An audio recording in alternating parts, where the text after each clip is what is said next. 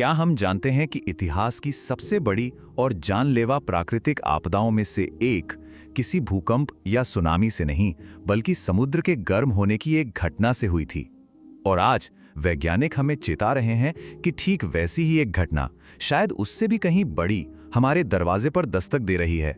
चलिए आपको ले चलते हैं साल 1877 में। ये वो साल था जब दुनिया के अलग अलग कोनों में एक ही वक्त पर लाखों लोग भूख से तड़प तड़प कर मर रहे थे।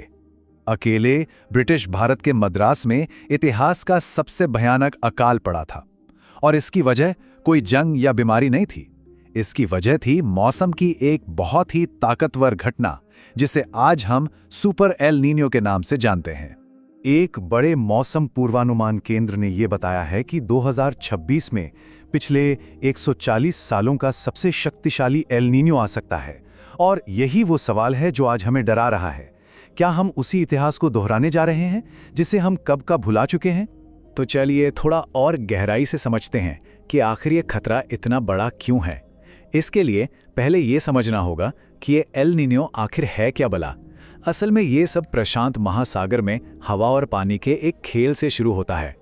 देखिए, आमतौर पर नॉर्मल सालों में क्या होता है, ताकतवर हवाएं गर्म पानी को पश्चिम की तरफ यानी एशिया की ओर धकेलती हैं। लेकिन एल नीनो के दौरान ये हवाएं एकदम से कमजोर पड़ जाती हैं। इससे सारा गर्म पानी पूरब में ही जमा हो जाता है और बस पूरी दुनिया के मौसम का मिजाज ही बदल जाता है। और जब ये घटना एक्सट्रीम लेवल पर पहुंच जाती है, मतलब पूर्वी प्रशांत महासागर में समंदर की सतह का तापमान नॉर्मल से 2 डिग्री सेल्सियस से भी ज्यादा बढ़ जाता है, तो इसे कहते हैं सुपर एल नीनो। और यही वो 2 डिग्री की लाइन है जो इसे एक मामूली मौसमी घटना से एक ग्लोबल खतरे में बदल देती है। तो जो सबसे जरूरी बात है वो ये है कि 2026 में हम सिर्फ एक सुपर एल नीनो का सामना नहीं करने वाले।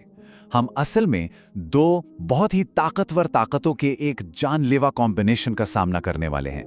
इसे ऐसे समझिए, ग्लोबल वार्मिंग की वजह से हमारी धरती का तापमान पहले ही करीब 1.4 डिग्री सेल्सियस बढ़ चुका है। अब इसके ऊपर सुपर एल नीनो अपनी तरफ से करीब 1.5 डिग्री सेल्सियस का तड़का और लगा देगा। यह बिल्कुल वैसा ही है जैसे पहले से गर्म कमरे में कोई हीटर चालू कर दे। और इन दोनों को मिलाकर जो नतीजा निकलता है वो है करीब 2.9 डिग्री सेल्सियस की गर्मी। ये कोई मामूली आंकड़ा नहीं है, मतलब इंसानी इतिहास में ऐसा तापमान पहले कभी नहीं देखा गया। ये अभूतपूर्व है। अब ये जो ग्लोबल लेवल पर गर्मी बढ़ रही है, जब वो हमारे शहरों में पहुंचती है तो मामला और भी खतरनाक हो जाता है। हमारे कंक्रीट के जंगल एक अर्बन हीट आइलैंड की तरह काम करते हैं। मतलब ये दिन में गर्मी सोखते हैं और रात में उसे छोड़ते हैं, जिससे हमारे शहर प्रेशर कुकर बन जाते हैं। जरा दिल्ली के 2024 की ये आंकड़े देखिए, ये सच में चौंकाने वाले हैं। जहां दिन का तापमान 1.8 डिग्री बढ़ा, वहीं रात का तापमान 4.4 डिग्री बढ़ गया। मतलब जिन रातों में हमारे शरीर को दिन की गर्मी से उभरना होता है, वही रातें अब सबसे ज्यादा खतरनाक होती जा रही हैं, जिससे हीट स्ट्रोक का खतरा कई गुना बढ़ जाता है। तो इस डबल अटैक का भारत पर असर कैसा होगा? देखिए, ये सिर्फ ज्यादा गर्मी की बात नहीं है, ये एक चौतरफा संकट है जो हमारी जिंदगी के हर पहलू पर असर डालेगा। हम 4 बड़े मोर्चों पर एक साथ घिरने वाले हैं। कमजोर मॉनसून, खेती का चौपट होना, ऐसी हीटवेव जो पहले कभी नहीं देखी गई, और जबरदस्त आर्थिक तनाव। और ये चारों चीजें एक दूसरे से जुड़ी हुई हैं और एक खतरनाक चक्र बनाती हैं। आंकड़े देखिए, कहानी खुद ब खुद समझ आ जाएगी। मॉनसून के सामान्य से कम रहने का अनुमान है। अब क्योंकि हमारी 51% खेती बारिश पर ही निर्भर है, तो पैदावार में 15 से 25% की सीधी गिरावट आ सकती है। इसका सीधा असर हमारी जेब पर पड़ेगा। खाने पीने की चीज़ों की कीमतें 9% तक बढ़ सकती हैं। और इन सब के ऊपर वो हीट वेव जो सारे पुराने रिकॉर्ड तोड़ने को तैयार बैठी है। ये सिर्फ बड़े बड़े आंकड़े नहीं हैं, ये आम लोगों की जिंदगी की सच्चाई है। दिल्ली के दिहाड़ी मजदूरों पर हुई एक स्टडी बताती है कि तापमान में सिर्फ 1 डिग्री की बढ़ोतरी से उनकी कमाई 14% कम हो जाती है। ये इस संकट का मानवीय चेहरा है। तो क्या इसका मतलब ये है कि सब कुछ खत्म? क्या हम बस हाथ पे हाथ धरे बैठे रहें? नहीं, अच्छी बात यह है कि समाधान है और वो हमारे आसपास ही हैं, हमारी पहुंच में हैं।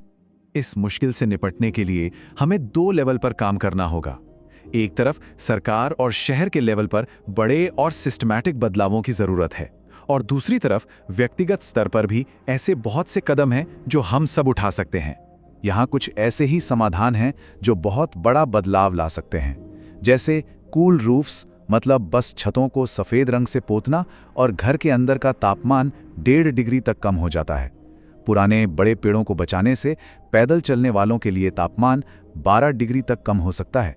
सोचिए, 12 डिग्री। बेहतर शहरी डिज़ाइन और घरों पर सोलर पैनल लगाना भी ऐसे ही प्रैक्टिकल सॉल्यूशन है जो सच में काम करते हैं। तो आखिर में सवाल ये नहीं है कि गर्मी आ रही है या नहीं, वो तो आ रही है। असली सवाल ये है कि हम इसके लिए क्या करने वाले हैं। क्या हम सिर्फ शिकायतें करते रहेंगे कि पेड़ कट रहे हैं और गर्मी बढ़ रही है, या फिर हम सब मिलकर इस समाधान का हिस्सा बनेंगे? फैसला हम सबको मिलकर करना है।